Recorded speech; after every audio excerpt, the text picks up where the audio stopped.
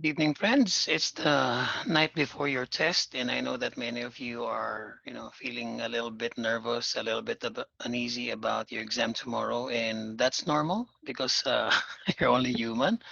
So I decided to record this video, maybe to help you out a bit, to calm your nerves, and to give you some final tips so that you can do well in your examinations tomorrow. Okay, so for listening.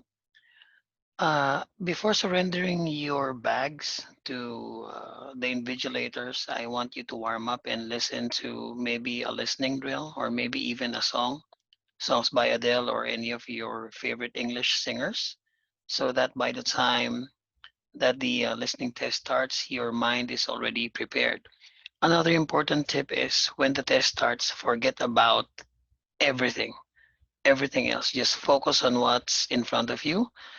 Some people miss the first few items even though they're easy because they're still thinking about, their problems at home, their problems at work. But my advice is during the test, just focus on what's in front of you because if you pass this test, your life will change.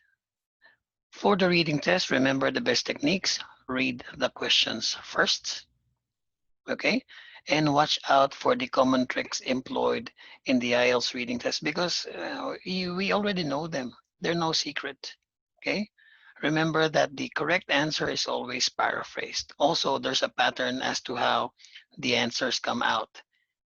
Okay, another tip for both listening and reading, you don't need a perfect score. If you find that one item is really difficult, then leave it. Pay no attention to it.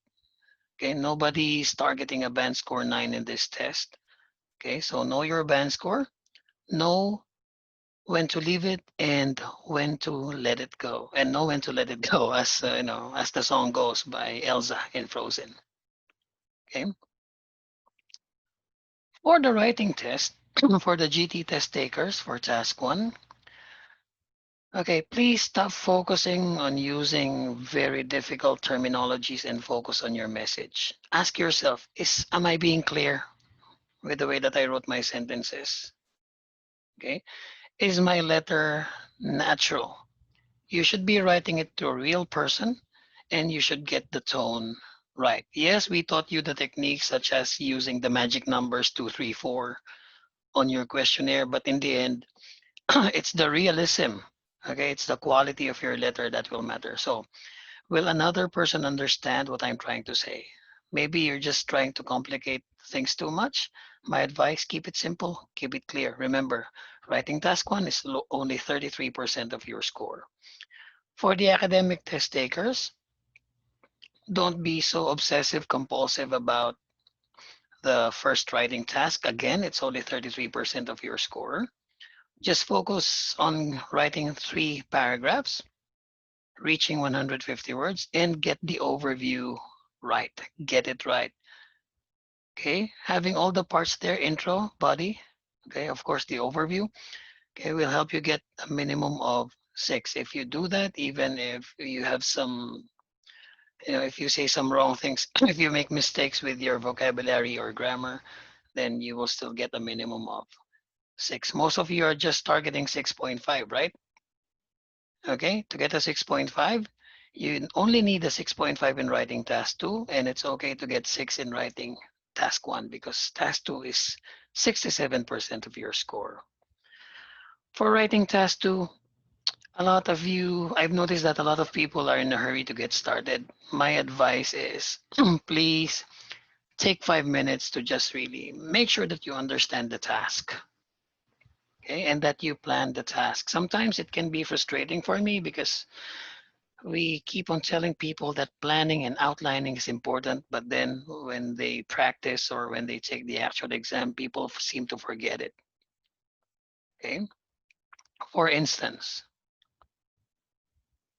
okay, this topic is actually quite common. It's come out several times in the IELTS test, but each time that this topic is used, excuse me, they actually change the task. So this is one sample task and this is another sample task, and you don't answer them the same way.